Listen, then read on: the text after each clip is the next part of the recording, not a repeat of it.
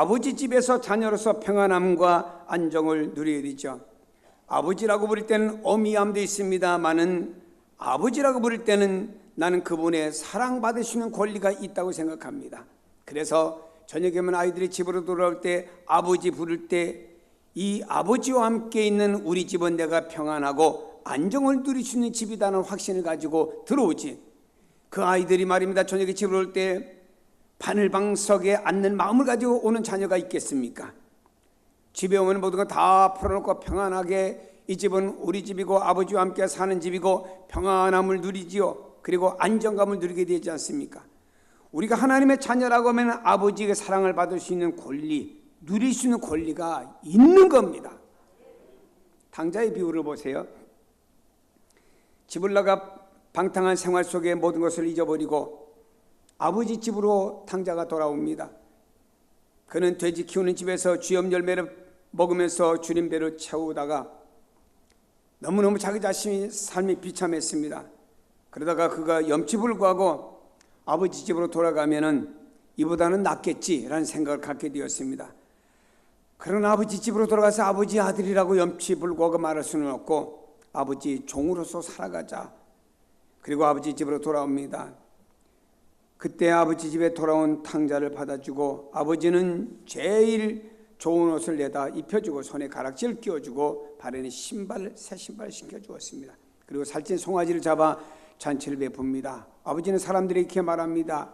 이 내 아들은 죽었다가 다시 살아났으며 내가 잃었다가 다시 얻었노라. 여러분이요, 우리가 영적으로 죽었던 우리를 예수 안에 다시 살려주셨고요, 에덴 동산에서 우리를 잊어버렸던 우리를 예수 그리스도를 통해서 다시 하나님이 얻으셨던 것입니다. 비를 여기는 탕자는 아버지의 뜻을 저버리고 자기 마음대로 하려고 했던 죄인된 아들이었지만 그 아들이 다시 돌아왔을 때 다시 아들로 맞아주시고 아들로서의 권리를 아버지는 회복시켜 주었습니다. 이 아들은 아버지 집으로 돌아올 때는 종으로 하인으로 돌아왔지만 아버지는 그를 아들로 맞아주었다 이 말입니다. 아들 입장에서 볼 땐 내가 아버지 걸 탕진하고 내가 아버지께 근심 걱정 염려드렸고 나는 아버지 아들로 갈 자격이 없다 이 말입니다. 나는 종으로서 나가겠다고 하는 겸손한 이런 마음을 가져 나왔으나 아버지는요, 만신창이가 된 그의 아들이었고 냄새나는 그의 아들이었고 죄로 인해서 얼룩진 옷을 입었고 죄로 인해서 냄새나는 인간이었지만 아버지께서는 그를 아들로 받아주었고 아들의 권리를 회복시켜 주었다라고 하는 것입니다. 손에 가락지를 끼워주고 발에는 신발을 신겨주었습니다. 이것은 바로 아들의 권리를 회복시켜 준다고 하는 중동에서의 하나의 관습입니다. 신발은 유대인들에게 있어서 권리를 상징합니다. 그래서 신발을 내가 벗어서 누구에게 준다고 하는 것은 내 권리를 포기한다고 하는 것이죠. 신을 신는다고 하는 것은 권리를 얻었다고 하는 의미입니다. 아버지는 아들이 돌아왔을 때 새 신을 신겼습니다. 너는 내 자식이다. 그리고 자식으로서의 권리를 이제 누려라. 그 표시는 내가 너에게 새 신발을 신겨줌으로 인해서 너는 내 자식이다. 이제부터는 새 신발 신고 권리 좀 누려라 이런 말입니다. 근데 안타까운 사실이 하나 있습니다. 권리가 주어졌음에도 불구하고 누리지 못하는 자식이 있었어요. 누군가요? 이 아버지 집에 있는 큰아들이었습니다. 첫째 아들, 동생이 돌아와서 아버지가 가락지를 끼우고 신발을 신기고 잔치를 베풀었다는 말을 듣고는 이 아들이 격분합니다. 그리고 아버지께 따집니다. 아버지, 나는 여러 해를 아버지를 섬겼고 이 집에서 아버지를 도와 고생하고 수고했는데 어떻게 나에게는 내 친구와 함께 잔치할 염소 새끼 한 마리도 잡아주지 않고 창기와 함께 재산을 다 먹어버린 저 아들을 위해서는 살찐 송아지를 잡는단 말입니까? 라고 큰아들이 데모했죠. 그때 아버지는 말합니다. 얘야, 너는 나와 함께 있지 않느냐? 내가 나와 항상 함께 있으니 내 것이 다 내 것이 아니냐라고 말했습니다. 이 큰아들은 말입니다. 아버지 집에 있으면서 큰아들로서 아버지의 아들로서 권리를 누리지 못하고 살았고 당장 눈앞에 있는 왜 우리 아버지는 탕자에게는 송아지 잡아주고 나한테는 염소 새끼 한 마리 안 잡아주고 이것만 가지고 불평했다 이 말입니다. 그는 아버지 집에서 모든 걸 다 누릴 수 있었고 다 내 것인데 라고 하는 권리를 누리지 못한 이 큰아들이 참 안타까웠다 이 말입니다. 무슨 말인가요? 생각해 보세요. 주님은 여러분이 이렇게 말씀할 것입니다. 내가 내 안에서 자유하고 내 안에서 사용하고 내 안에서 평안과 행복을 얼마든지 즐길 수 있지 않느냐, 그리고 앞으로 그럴 수도 있지 않느냐, 하늘나라가 내 것이야, 이렇게 이미 주님은 우리에게 선포해 주신 줄로 믿습니다. 그런데 이 큰아들은 권리를 누리지 못했습니다. 아버지 집의 평안함과 자유함, 이런 것들을 누리지 못하고 그냥 아버지 집에서 의무적으로 살아왔어요. 여러분, 우리가 예수를 믿는다고 하면서도요, 이 권리를 누리지 못하고 자유함과 평안함을, 하나님의 자녀로서 권리를 누리지 못하고 그냥 의무적으로 신앙생활하는 사람은 예수 믿는 게 아주 피곤합니다. 그러나 이 권리를 알고 누리는 사람은 예수 믿는 게 행복하고 즐겁고 감사해요. 이게 우리의 모습이 아닌가 생각해 보십시다. 우리는요, 제2의 탕자라고 우리의 이름이 불려지기도 합니다. 아버지는 첫째 아들에게, 그리고 방탕하고 돌아온 아들에게 아버지 집에서 거하고 그 안에서 항상 살도록 두 아들 모두에게 허락해 주셨어요. 아버지의 집은 줄이고 헐벗는 곳이 아닙니다. 옛날에 부잣집을 보세요. 아들이 집에 올 때 무슨 생각합니까? 우리 아버지 집은 다 있어. 먹을 것도 있고 뭣도 있고 다 있다고 생각하고 올 거 아닙니까? 하나님 아버지 집에는요, 줄이고 헐벗는 곳이 아닙니다. 영적으로 가득 차고 기쁨이 있고 충만한 곳입니다. 즐거운 곳입니다. 축제의 자리입니다. 그리고 그곳에서 아버지가 항상 함께하여 주십니다.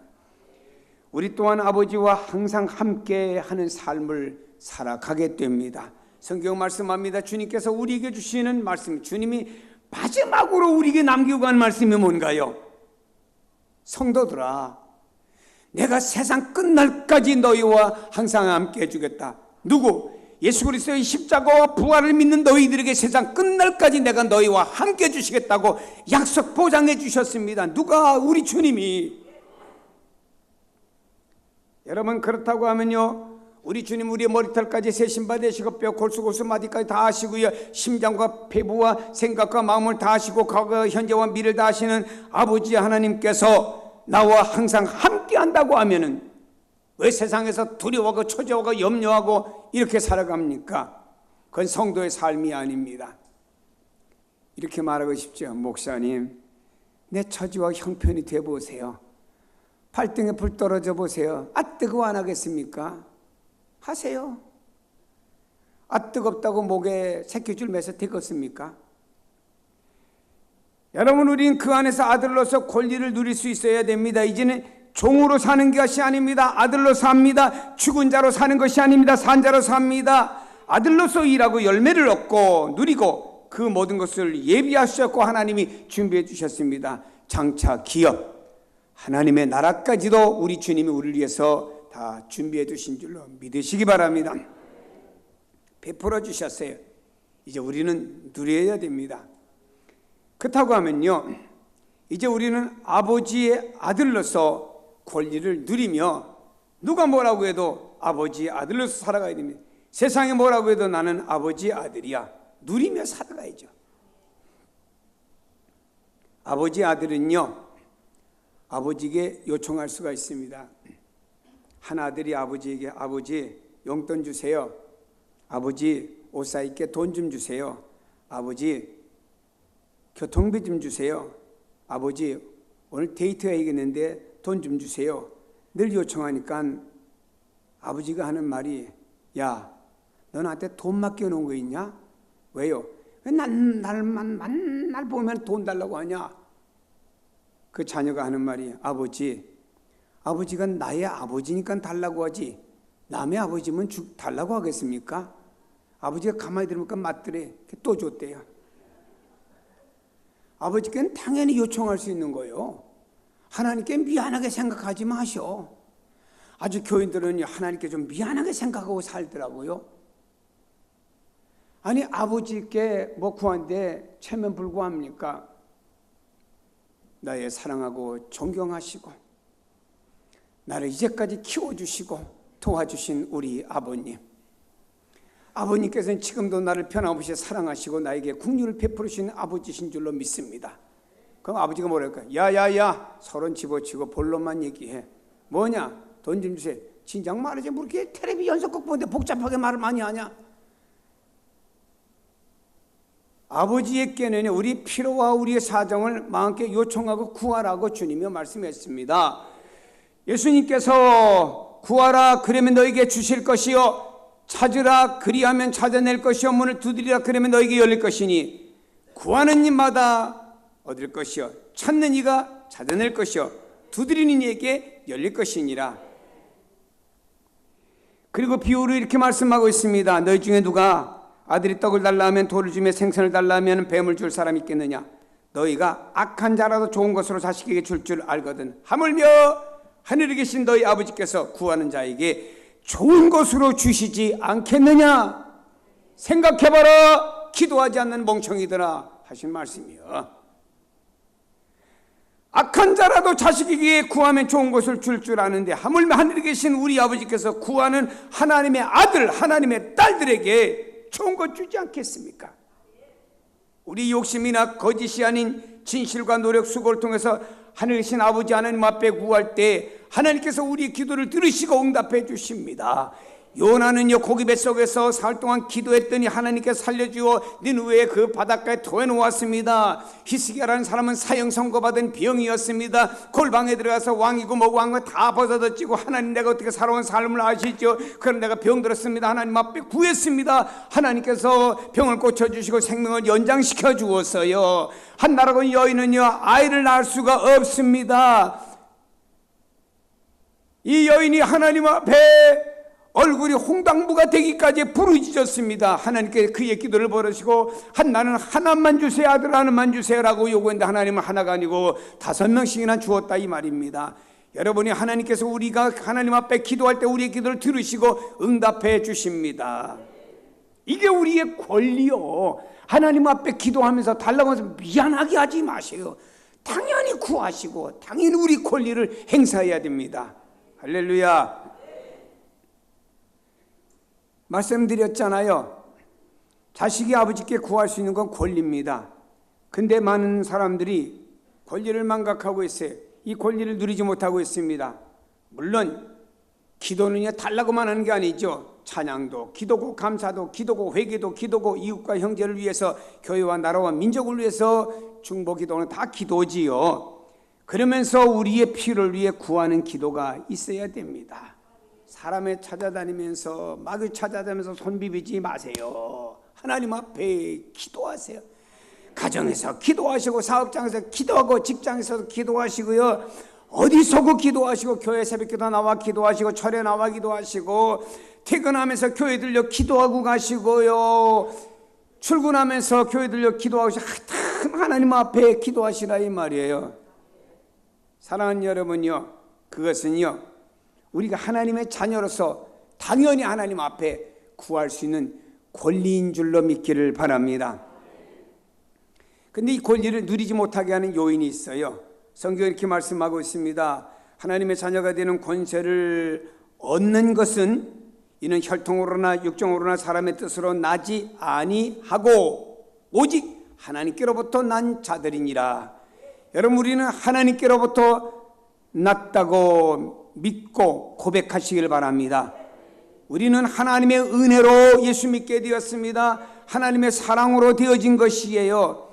근데 우리가 이 은혜에 들어가서 사랑을 누리면서 살아가야 되는데 다른 데 묶여 있다 이 말입니다. 우리가 예수를 믿고 하나님의 자녀가 되고 우리가 주님을 나의 구주로 고백하는 것은 혈과 육과 종교성으로 하는 것이 아니고 하나님의 은혜로 되어졌습니다. 이걸 인간이 고백할 수 없기 때문에 보증으로 성령님을 보내주셔서 성령님이 고백하도록 만들어 주었다라고 하는 거예요. 그렇다고 하면 다 하나님의 은혜로 되어졌고 하나님의 은혜로 그 권리와 권세가 내 안에 왔으면 감사하면서 누려야 되는데 이것을 방해하는 것이 있어요. 세 가지로 말했습니다. 혈통과 육정과 사람의 뜻이라고 그랬어요. 유대인들에게 있어서 혈통은 아주 중요합니다. 이게 얼마나 강했지요? 유대인들은 우리는 아브라함의 후손이요, 그리고 아브라함 후손이 아닌 사람들 다 동물과 같아라고 인간 취급을 하지 않았습니다.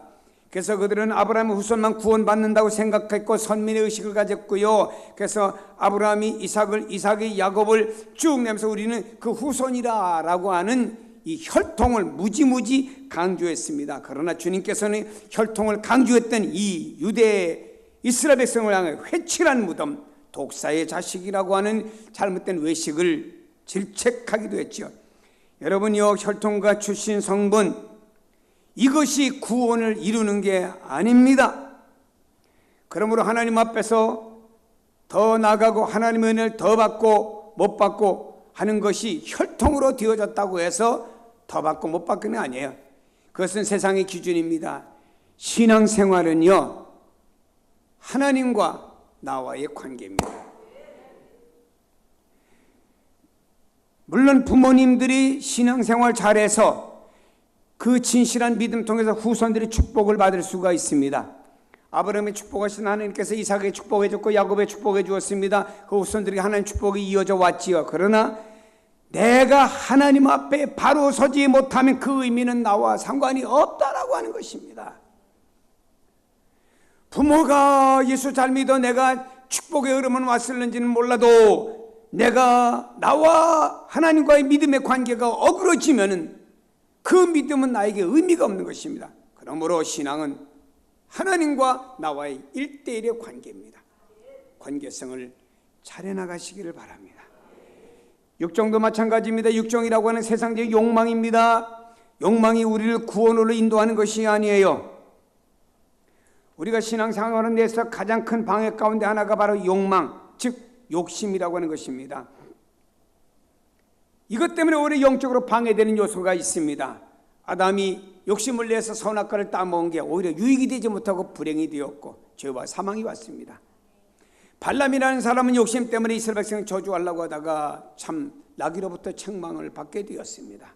가룟 유다라고 하는 사람은 욕심 때문에 많은 것을 자기 주머니에 이렇게 넣으려고 하다가 그는 결국에 버림받은 사람 되고 말았습니다. 사랑하는 여러분, 세상적인 욕망이 우리를 믿음의 길로 인도하는 것이 아닙니다.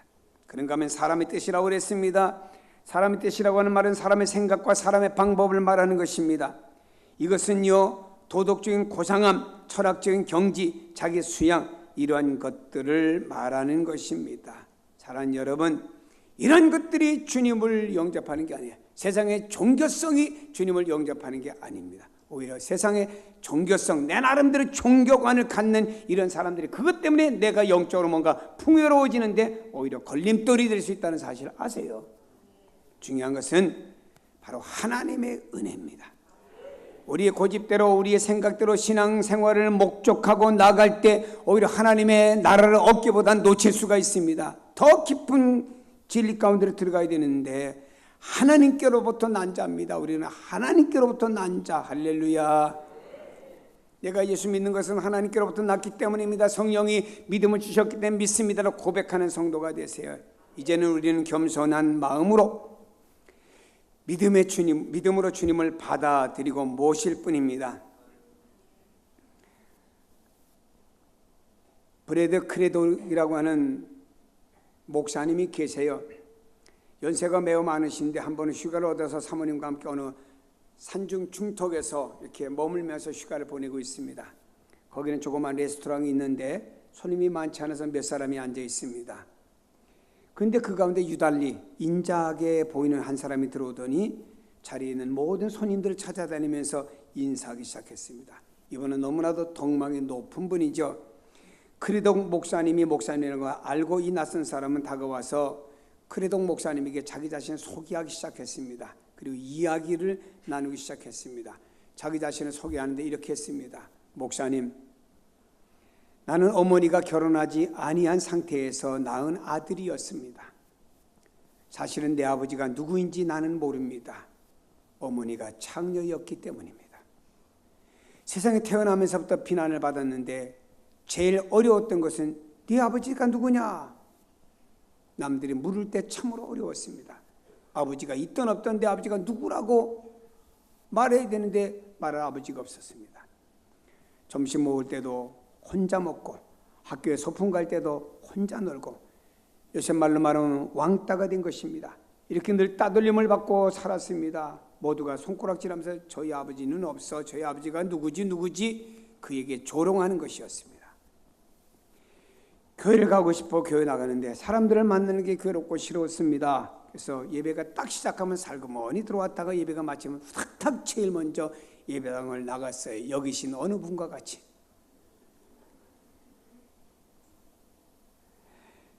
그렇게 교회를 다니기 시작했습니다. 그런데 예수를 믿었습니다. 어느 날도 예배를 마치고 막 도망을 나가려고 했는데 누가 딱 어깨를 잡는 거예요.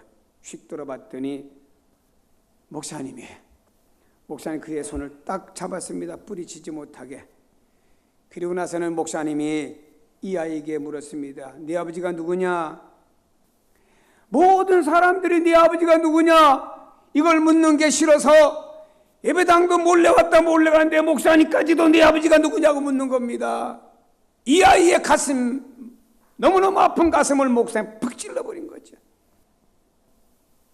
그때 이 아이는 두 눈의 눈물이 와락 쏟아졌습니다. 목사님은 이 아이를 바라보며 빙그레 웃으면서 이렇게 말했습니다. 네 얼굴을 자세히 보니 네 아버지가 누군지 알겠다. 내 아버지는 바로 하나님 아버지셔. 너는 하나님의 아들이야. 이 말을 듣는 순간에 이 아이에게는 어디서 나오는지 모르는 나도 모르게 용기가 확 솟아올랐습니다. 나는 하나님의 아들이다. 남들이 손가락질하든 조롱하든 상관이 없다. 나는 하나님의 아들이다. 너희들이 조롱해라 비난해라. 너희들이 무슨 말을 하든지 간에 나는 상관이 없다. 나는 하나님의 아들이다. 그는 변했습니다. 용기 있게 살게 되었습니다. 열심히 생활하게 되었습니다. 그러면서 그는 하나님 아버지를 알기 위해서 그 은혜와 사랑을 누리기 위해서 더 열심히 성실히 성경을 보았고 기도해왔고 믿음 생활을 잘했습니다. 그러면서 그는 더 영적으로 자신 있는 사람이 되었고 이 삶에 자신 있는 사람이 되었습니다. 그는 결국에 테네시 주의 주지사로 2번이나 지냈고요. 그리고 아주 경건한 정치가로 미국에 널리 소문난 유명한 인물이 되었습니다. 내 아버지가 누구냐? 내 아버지가 누구냐? 아무개입니다가 아닙니다. 내 아버지는 하늘과 땅을 만드시고 지금도 살아 역사하시고 과거와 현재와 미래도 살아계신 그 하나님이 내 아버지시여. 믿음의 용기가 날 것이고 힘이 날 것이고 좌절할 것이 아니고 어느 상황 속에서도 딛고 일어나는 사람이 될 것입니다. 사랑하는 여러분, 누구의 아들이냐 누구의 손자냐 어디에 출신은 중요한 것이 아닙니다. 여러분 땅에 이거 자꾸 앞장 세우려고 하지 마세요. 세상의 욕심이 우리 이렇게 만들어주는 것도 아닙니다. 인간의 자랑거리도 아닙니다. 오직 하나님을 알 때 그분을 압니다. 그분 안에서 내게 주어진 은혜와 사랑, 그분 안에서 우리가 누릴 수 있는 권리를 알게 됩니다. 그리고 그것을 누리게 될 때 우리는 능력 있는 삶을 살아가게 됩니다. 진정한 그리스도인, 자유인이 됩니다. 오늘 하나님께서 우리에게 축복의 말씀을 주셨습니다. 영접하는 자, 곧 그 이름을 믿는 자들에게는 하나님의 자녀가 되는 권세를 주셨으니 이 권세를 누릴 것이 아니고 이미 우리가 받았습니다.